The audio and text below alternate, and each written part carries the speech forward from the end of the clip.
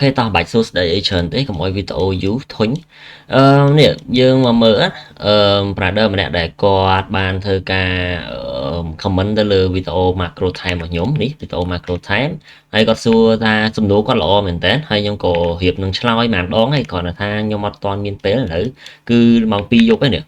mong pi dục bấy ấy nè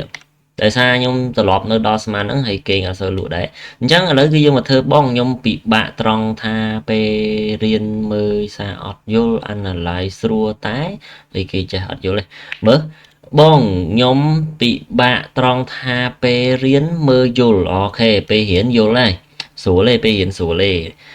ok là pe anh là lại luôn ánh bài chỉ chộp xa chết đấy mơ ọt vô là đăng tham frame tôi tự thông mà đăng mơ tận nà ok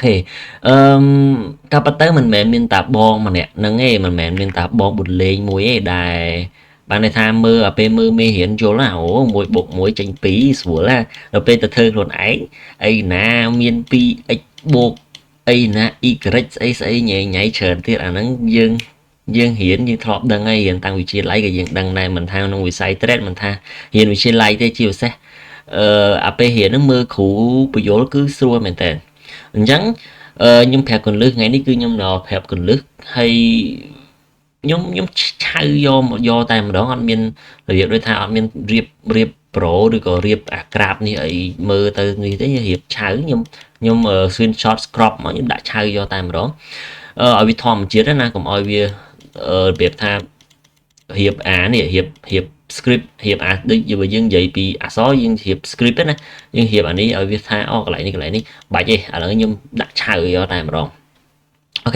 chẳng nhưng mơ sao vô p mơ mi hiện vô tay rồi p mơ mình tên vô chẳng nhom sâu mà ôi bon từ cái lệ mơ với tha tao sập ngáy bon chia nè trade ប្រភេទណាជាអ្នក trade ប្រភេទ scalp ឬក៏អ្នក trade ប្រភេទ intraday បើសិនជាយើង trade ជាប្រភេទ intraday ខ្ញុំសូមឲ្យបងមើលនៅក្នុង5នាទីឡើងទៅលើនេះ5នាទី time frame 5នាទីឡើងទៅលើហើយកុំតាន់អាចចូលដល់5នាទីកុំតាន់អាចចូលដល់5នាទីលុះត្រាតែវាចូលដល់ក្នុងម៉ោង clear zone ចាំយើងចូលទៅក្នុង time frame 5នាទីណា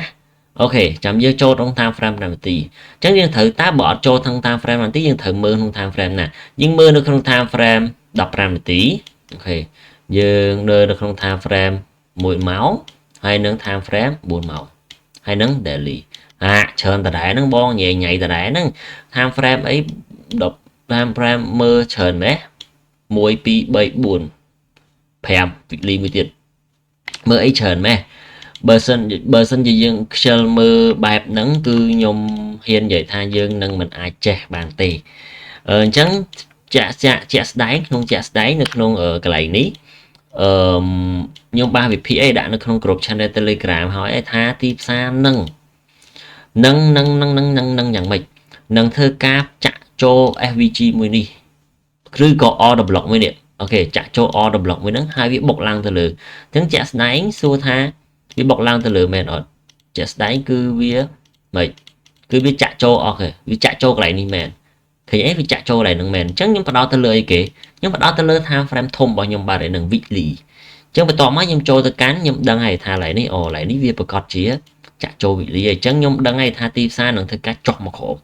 អញ្ចឹងយើងមើលកន្លែងហ្នឹងណាយើងបានន័យថាយើងរក liquidity ឬក៏រក bias នៅក្នុង time frame ធំ time frame ធំខ្ញុំសំដៅទៅលើ time frame 4ម៉ោង daily ហើយនិង weekly យើងរក bias នៅក្នុង time frame ទាំងអស់ហ្នឹងទៅណារកនៅក្នុង time frame bias ទាំងអស់ហ្នឹងទៅ1ម៉ោង5-10នាទី middle time frame របស់យើង time frame កណ្ដាលដើម្បីចាប់ zone ដើម្បីធ្វើការចូលមកតង់ទៀតហើយ5នាទីដើម្បីធ្វើការ entry អាហ្នឹងឯងគឺជារបៀបដែលយើង intraday យើង trade ហ្នឹងឯងណារបៀបដែលយើង intraday យើង trade នឹងឯងហើយយើងគឺជាអីគេយើងគឺជាអ្នកថ្មី intraday នេះ intraday ហើយយើងបើកវងកញ្ចក់ news អ្នកថ្មីយល់ទេអត់មានអីណាអ្នកថ្មីអញ្ចឹងហើយបានខ្ញុំបដោតទៅលើ time frame ធំនឹងឯងតោះមកយើងចូលទៅកាន់ daily អូខេយើងចូលទៅកាន់ daily យើងមើលទៀតអូកន្លែងនេះគឺជា liquidity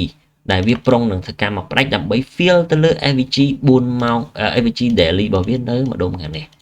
ឃើញទេ AVG daily របស់វានៅហ្នឹងឯងចឹងខ្ញុំគោលដៅរបស់ខ្ញុំគឺខ្ញុំនឹងរកស្វែងរកកន្លែងដែរអាចធ្វើឲ្យខ្ញុំ sell បានអាចធ្វើឲ្យខ្ញុំ sell បានខ្ញុំនឹងយើងនឹងធ្វើការ sell យកតែម្ដងអញ្ចឹងយើងចូលទៅកាន់4ម៉ោងបន្តទៀតអូខេយើងចូលទៅកាន់4ម៉ោងយើង mark ទៅលើ CRT 4ម៉ោងឬក៏ CRT 1ម៉ោងមក CRT 4ម៉ោងខ្ញុំមិនសូវជាបរិញ្ញានៅក្នុងថ្នាក់របស់ខ្ញុំទេតែមួយទល់មួយខ្ញុំគឺខ្ញុំបរិញ្ញាណាមួយទល់មួយខ្ញុំគឺខ្ញុំបរិញ្ញាវាទាំងអស់ហ្មងមួយទល់មួយហ្នឹងអញ្ចឹងមិនទៀតមិនទៀតយើងរកថា frame 5 10នាទីថាកន្លែងណាដែលវា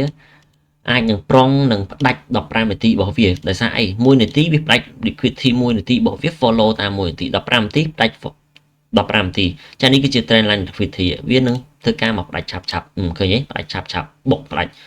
គ្រាន់តែបាននិយាយអីបុកផ្ដាច់អញ្ចឹងខ្ញុំសូមបញ្ជាក់តិចខ្ញុំអត់ដឹងវិញ្ញាសាមុនទេណាខ្ញុំអត់ដឹងថា5 10នាទីវា form បែបណាមុនទេអញ្ចឹងយើងក្រោយយើងឃើញ liquidity យើងដឹងហើយថាយើងរកកន្លែង short បាត់ហើយឃើញទេចានេះគឺជាម៉ោងប្រហែលម៉ោង16ម៉ោង16គឺវាស្មើម៉ោងនឹងបាត់ហើយនឹងម៉ោងកដាធាតុនឹងបាត់ហើយនឹងអញ្ចឹងយើងទៅបន្តទៅទៀតតមកវាអាចនឹងធ្វើការបដាច់ចុះទៅក្រោមអត់អញ្ចឹងយើងរកមើលខ្លួនឯងអូខេនេះមិនដែលមិនសមមិញថ្ងៃ CPI ថ្ងៃច័ន្ទ CPI ចឹងគោលដៅរបស់យើងរកតែកន្លែង sell បានតែចាំមើលឡើងនេះវាផ្ដាច់ទៀតអត់នេះលេខ liquidity ដូច trend line liquidity ដែរអត់